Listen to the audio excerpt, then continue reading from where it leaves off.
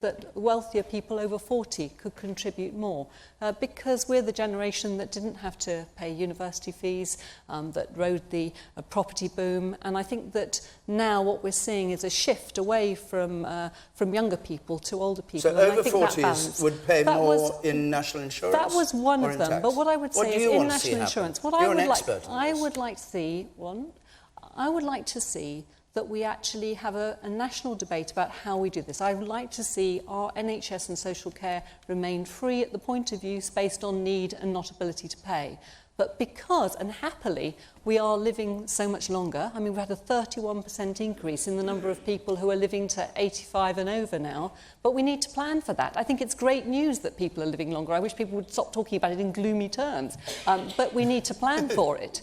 It's a success. But it means that the scale of the increase in demand is enormous, and that means we've got to debate how we're going to raise that money. And I think it is time now to have a national debate about doing that in a fair basis, and I think an increase in national insurance and various other mechanisms that have been proposed by the Barker Commission, and we need to have a cross-party consensus. But do you want us to get up to the level of spending that other European countries have? Because we're below France, we're below Germany. We have fewer hospital beds than France, fewer hospital beds than Germany, and yet we say that the NHS is the only religion left in Britain. But we have to think of the NHS and social care together. So if you look at the way the OECD now measure this, actually we're only slightly below the European average, but we're well below what we should be spending on social care. And we've got to stop thinking of health and social care as separate. Okay. We need to look at them together. The woman there. Yes. Yeah. I completely agree with your point about health and social care being together. That's definitely not what's happening at the moment. It's all very well looking to how we're going to invest in the future, so for when I'm needing care. But my grandma has just passed away and she didn't get the care that she paid her whole life for. So I want to know what investment we need to see immediately to help the most vulnerable people in our society at the moment. Will Self, time to raise basic tax to pay. Well, I don't know about basic tax, but, you know, the Gini coefficient, which is how you measure the disparity between the poor and the rich, has grown wider and wider in this society since the 1970s, while since the Thatcher regime of the 80s, our overall levels of income and taxation generally have been low.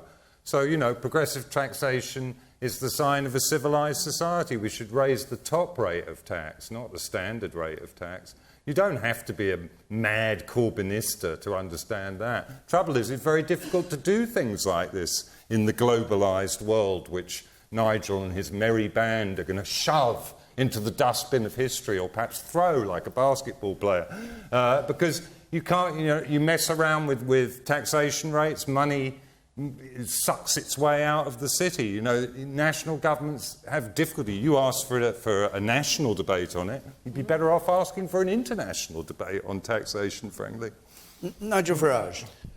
It doesn't work like that, Roy. You know, just because you pay twopence extra on whether it's the low rate of tax or tenpence on the top rate of tax does not mean that money will go directly to the National Health Service or social care. The way it works is the money goes into the middle, it comes out, and at the minute, we still have a gap of between 70 and 80 billion pounds every year. That's remarkable. One of the most uncommented things in British politics over the last few years is that in the 5 years of the Conservative Liberal Democrat coalition, our national debt, that's the thing we've been building up ever since we fought Napoleon, our national debt doubled in those 5 years. So are there things we can do? Well, we could cut taxes, we could cut corporation taxes and get a lot more companies relocating here. It sounds today like McDonald's may well be relocating to this country. So things we can do. Great jobs.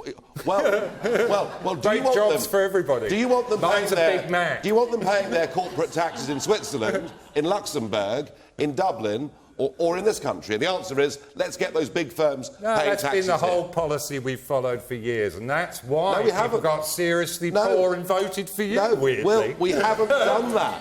We haven't done that. We haven't done that. We ceded tax sovereignty and we allowed big corporations to pay tax in Ireland or Luxembourg, and what we ought to be doing is being competitive. But honestly, the real answer to the question is that I don't think anyone knows how to deal with this. You know, Blair back in '97 thought, you know, think the unthinkable about pensions, about health provision. He ducked it, and the truth is, we're living longer.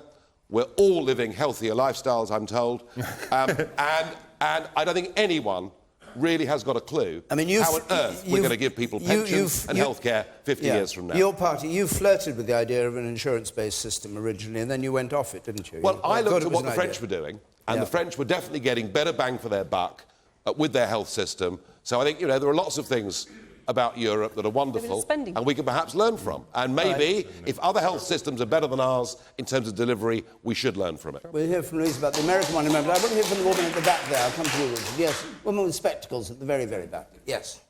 I just wanted to take Nigel Farage up on his corporation tax point. Yeah. I run a business. I would happily pay more corporation tax.